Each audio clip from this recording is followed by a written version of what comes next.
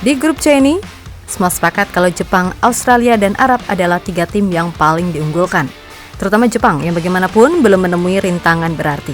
Meskipun begitu, di balik konsistensi yang ditampilkan oleh tim Samurai Biru, Indonesia kini muncul dengan harapan baru saat kekuatan tim Garuda terus bertambah. Masuknya Missile Girls dan Alien Rangers dinilai akan jadi 2 kekuatan tambahan yang bikin tim Garuda makin oke. Tentu bagi Jepang, pasti itu akan jadi tambah seru, sebab mereka pun tahu kalau manuver naturalisasi PSSI masih akan terus berlanjut. Sesuatu yang membuat Hajime Moriyasu meyakini kalau di bulan November nanti Jepang akan melawan Indonesia dengan skuad yang jauh lebih kuat.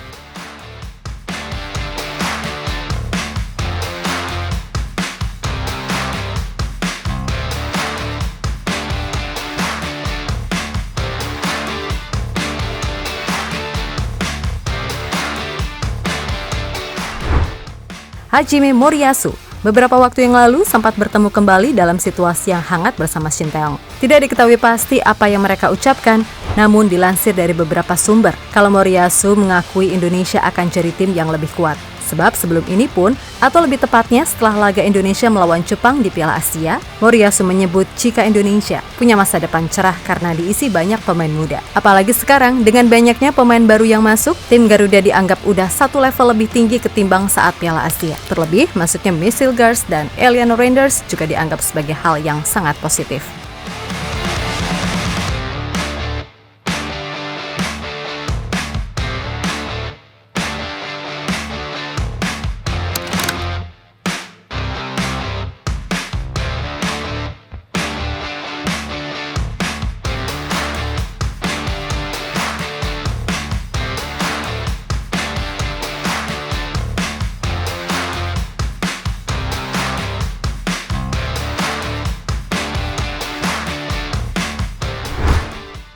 Untuk saat ini situasi grup C boleh dibilang sedang panas. Hal itu tidak terlepas dari kejutan-kejutan yang ada, terutama apa yang ditampilkan oleh Indonesia, di mana tim Garuda secara tak terduga nyatanya mampu merusak prediksi yang ada. Untuk sekarang ini posisi Indonesia ada di posisi 4 dan unggul atas Australia. Dan jika nantinya sukses mengambil poin di Bahrain serta China, maka peluang Indonesia untuk makin eksis di papan klasemen lebih terbuka. Meskipun di satu sisi target STY maupun PSSI tetap sama, yakni 15 poin untuk mengunci posisi 3 ataupun 4. Namun bukan tak mungkin Indonesia bisa meraih hasil yang lebih baik. Sebenarnya secara jadwal, laga away melawan Bahrain dan China dianggap lebih menguntungkan bagi Indonesia. Meskipun nantinya pasti banyak hal non-teknis yang diusahakan untuk membuat timnas kalah. Tapi dari pengalaman yang udah-udah, Indonesia justru lebih bagus kalau main away. Alasannya pasti soal kualitas rumput yang gak kayak di GBK. Masa bisa-bisanya rumput baru dipotong 15 menit sebelum kick-off pas pemain lagi pemanasan? Kan itu malu-maluin.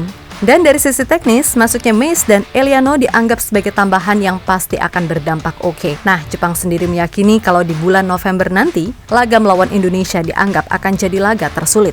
Alasannya sudah pasti, manuver PSSI yang akan terus menambah kekuatan meskipun udah ketambahan Missile Girls dan juga Alien Rangers. Terlebih menurut Pak Arya, sejauh ini masih ada nama-nama besar yang sedang diusahakan. Dan melihat dari yang sudah-sudah, nama Jero, Ian Madsen, Kevin Dix, Jaden Oosterwolde, dan Pascal Strike adalah nama yang difavoritkan. Namun buat lini depan, kayaknya Mauro Zalstra dan Miliano Jonathans adalah 2 nama yang sejauh ini paling dekat untuk dinaturalisasi.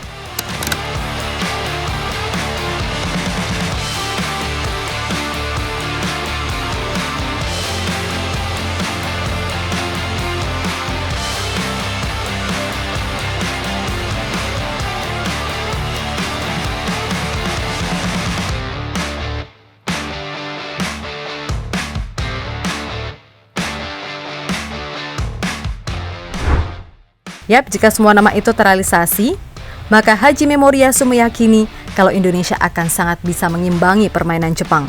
Karena sebelum ini pun, Roberto Mancini udah mengakui kalau Indonesia punya pemain-pemain bagus yang membuat timnya kesulitan. Pertandingan pembuka selalu sulit, dan kami juga menghadapi tim yang memiliki pemain-pemain bagus yang bermain di liga-liga Eropa.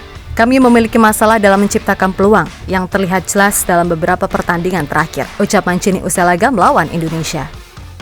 Sebenarnya, kalau boleh jujur, kami lebih memilih untuk bersikap serealistis mungkin. Dan itu sejatinya sejalan dengan apa yang pernah dikatakan oleh Jesus untuk menikmati setiap momen demi momen, pertandingan demi pertandingan. Tentu ketimbang harus pusing memikirkan target dan ekspektasi, lebih baik melakukan semuanya dengan maksimal di tiap pertandingan. Kalau semuanya dilakukan dengan maksimal, maka hasil baik pun pasti mengikuti. Dan kami juga berharap kalau rombongan grade A selanjutnya juga bisa hadir. Pokoknya selama ada pemain keturunan yang bagus dan berminat, ya kenapa ditolak gitu loh. Kecuali level pemain-pemain Liga 1 udah macam pemain Serie A, IPL, La Liga, Bundesliga, atau Eredivisie, ya udah oke nggak masalah.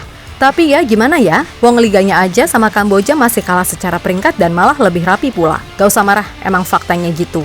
Selama standar hebat pemain Indonesia adalah gocek-gocek dan lari kenceng, ya udah nggak bakal kemana-mana sih, kan gitu.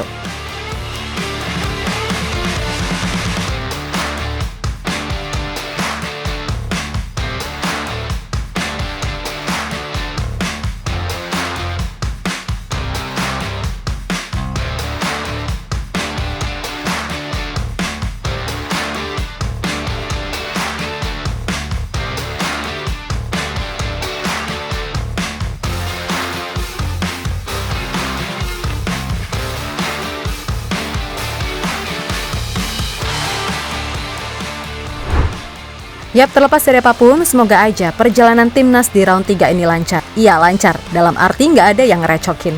Padahal nih, media-media dan tokoh-tokoh di luar negeri banyak yang kagum loh. Tapi yang di dalam negeri kok, bikin sebel deh. Kemudian buat PSSI, nggak apa-apa, tambah terus aja pemain diaspora yang berkualitas.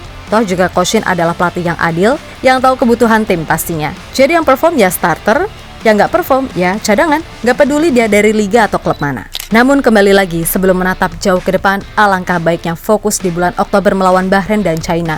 Kalau semuanya bisa dapat hasil positif, pasti para grade A akan tambah mantap buat gabung timnas Indonesia.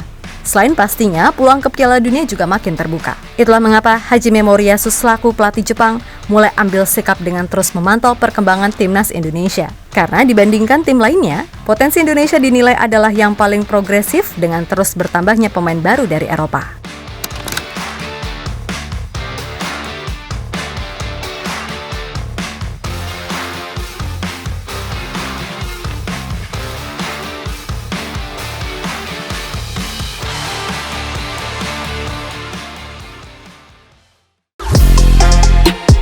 Halo, izin iklan sebentar ya guys. Jadikan ruangmu bernuansa timnas. Temukan beragam poster dinding, sepak bola dan timnas dengan desain menawan, kualitas premium dan harga yang tidak akan menguras kantong. Segera klik link Shopee di deskripsi video ini dan dukung timnas dengan sepenuh hati. Mulai dari dinding rumahmu.